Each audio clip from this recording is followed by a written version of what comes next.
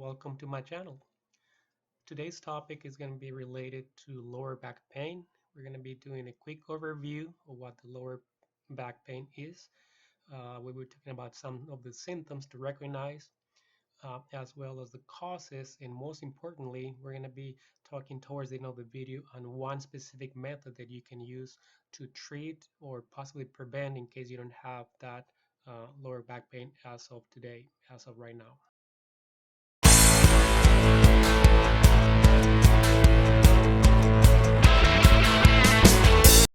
Quick overview of the lower back pain. It's very common and many runners experience back pain, especially lower back pain. This is caused mainly because of the repetitive stress and the impact that running puts on the body for a considerable amount of time. It's not necessarily, the isolated stress or impact. Is more the cumulative impact that you go through after doing, days, months, and possibly years worth of training. Having said this, when good running technique is used and all the vertebrae or the smaller bones that make up the backbone and all the related articulations are working well or properly, then you will have no back problems. Now, the opposite is true, that you have a bad running technique or the spine or any of the articulations that surround your spine are not working properly for any reason, then this can cause the pain. And again, we're going to be going over one specific technique that I hope is going to help you with alleviating this pain. On to the symptoms of the lower back pain. Obviously, pain is the main ingredient or the main component, but we would like to distinguish three different types of lower back pain. In other words, all lower back pain types are not created equal. First thing you have to think of muscle-related pain. The second one would be a bone-related pain like arthritis, rheumatoid arthritis, etc. And the third one would be the disc-related pain. Real quick cover on this type of pain. So muscle-related pain, you could feel it at any side of the spine, and you can feel either spasms or pain that can be on either side of the spine, and you can notice this more when you are either twisting or moving, right? That's how you can tell it's a muscle related pain. Now the bone related pain, it's more of a general achiness in the entire lower back, and it gets more common as you age, right? You can have it at a younger age, but it's more common as you get older. Now these arthritic type of pain can be caused by the rubbing of the bones, right? That together, and that is due to the loss of the cushion between each of those vertebrae. And lastly, the disc-related pain gets worse when bending forward, and it can shoot down the legs. Commonly, a disc-related pain it's caused by like an impact. You get hit, or practicing some sport. Um, you get hit, you fall, or in my case, I hurt myself badly doing a heavy squats without warming up. So something dramatic like that can cause the disc-related pain. Again, our video towards the end of this session would be treating the muscle related pain or treatment of that, not bone related or disc related pain. Moving on to the causes of the lower back muscle pain, just being oversimplistic, we would divide this into A, muscle pain or muscle related pain, which is caused when the muscles around the back are weak. We're talking about um, the lower back needing to kick in or needing to compensate. If you have a weak core, your hips are not strong enough, your glutes, your hamstrings.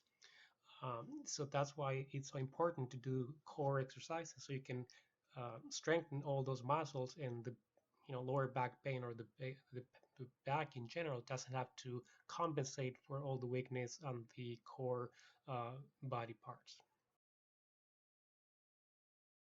Um, we're going to talk and touch briefly about the treatment.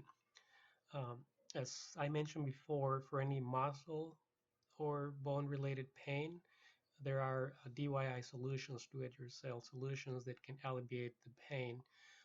One great to do this, or one great way to do this, is the foam rolling of your back, hamstrings, and overall of the leg muscles. I do have a video that probably within a week or maybe towards the end of this week, I would post it and link it overly on this video. Um, and that's a great thing to do as treatment to alleviate the pain if you have it already. And for disc related pain, which again has to do with like bulging or slip discs, that you definitely want to see your primary doctor right away. I wouldn't even recommend any do it yourself type of treatment for that. And even the bone related, even though you can do some exercises, you probably want to still check with your doctor and see, probably we get some vitamins, medications, what have you.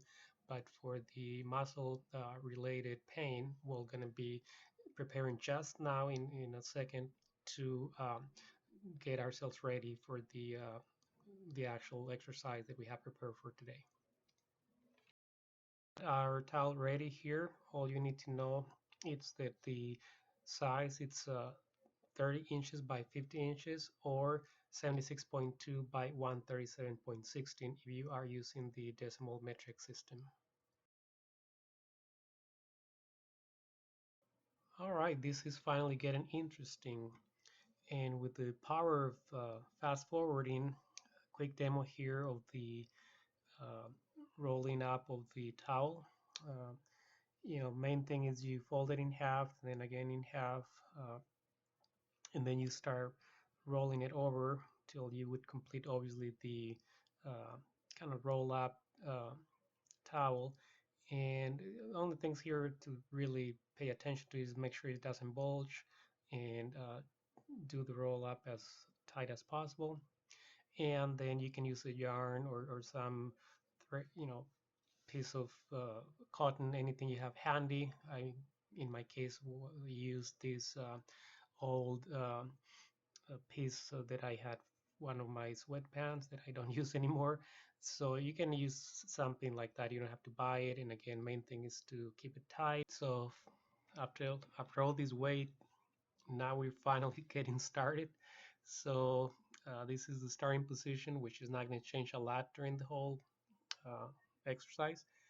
So I have a mat, I have my towel, rolled up under my belly on the lower back side, and you can see I'm stretching my legs all the way, obviously, in I'm stretching also my arms. The legs have a twist, if you will, or you want to be uh, touching your toes, right? The legs should be like waist or hip width apart, but then the toes are going to be slightly touching against each other. Now the arms, as you can see, are reaching over the head, and the key here is the pinkies actually are touching each other.